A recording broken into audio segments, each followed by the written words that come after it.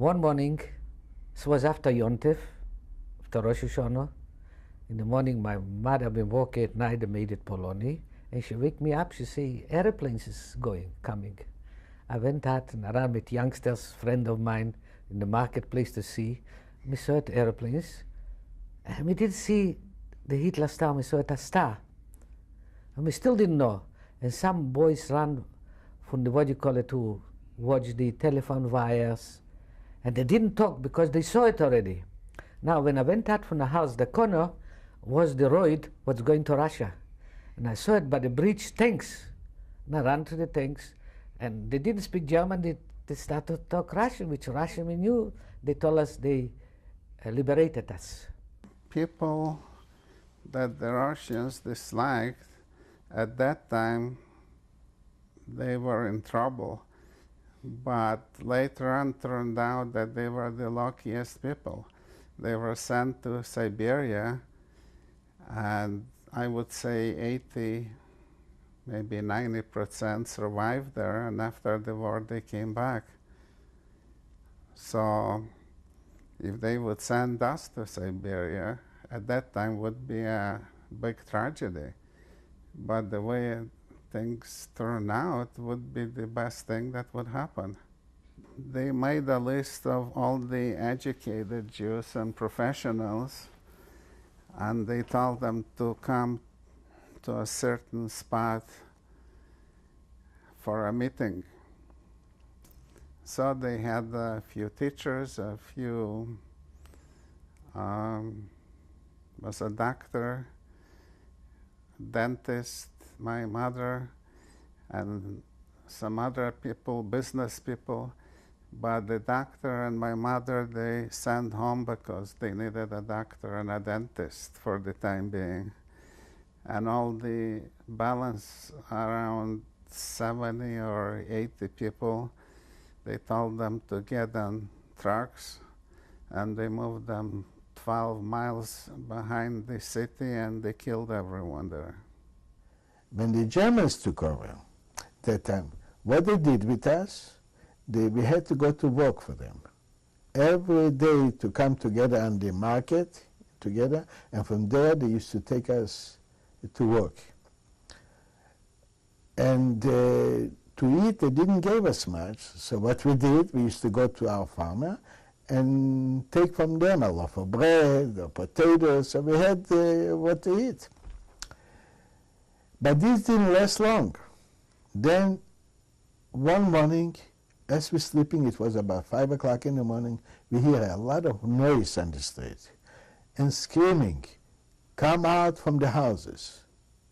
The Germans, and not only the Germans, also the people, our own people who worked with them, Polish people, you know, and get out from the houses. We see it's very bad.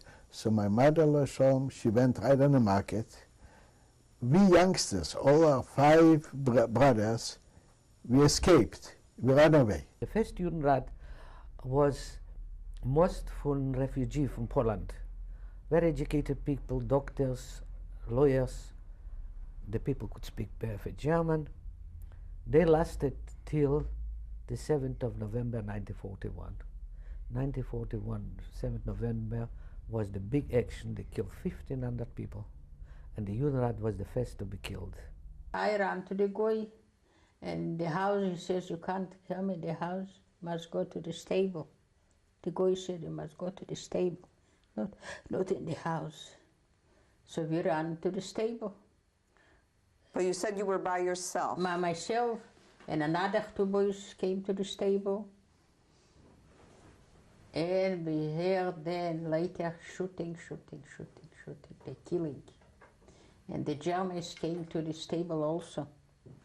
And they touched the straw, and we heard nix. They couldn't find us. Some they used to find, plenty they find, chased to the graves, but us they didn't find. So then where were you hiding in the stable? In the straw. And then I heard the Goya says, can I close the door from the stable? They says, yes, you can close already. And they've been shooting all day until about 3, 4 o'clock in the afternoon. Only thing, when we went out, we had to have a saw. We saw the steel, took us long. We cut all the steel and we went out. And then we went out in the middle of the night, and there was a post staying, German. And we went out, nobody heard that. We went out, it was 800 people. Went out from the ghetto. That's what was left, I think 800. Some people, they couldn't even go because they said they have children, they have this, where they're going to go. So they were staying in the ghetto. And some, they went out, and some they had to return back. Why? Because there was an organization with 50 people with rifles, ammunition, so they didn't want to go. They should go with other people, because too many people, they was afraid that the Germans are going to catch us. But 50 people, organization with ammunition, they could revive. So that's what's happened. So some people went back, and some people went back in the woods. They didn't have to go with them, like me and my brother. They didn't want to take me and my brother. Why? Because we was too young. The castle had lots of little halls, and there used to be entrances, but they deteriorated. And so we just came out from the halls and we cut the wires around the ghetto. We prepared already special scissors for that task. And we made about 8, 10 openings, and 2, 3 at a time we were coming out, and running in the same direction, a few at a time. And this was at night? Yeah, had to be at night. At daytime would never happen. Where did you go when you ran? Well, we went to the nearest wood area, and we decided to split up into smaller groups, because smaller groups was easier to hide out. Instead of being in a group of 40, 50, we were 5 or 6. So I had a group of 5 people. Then when I found my father, he was the 6th.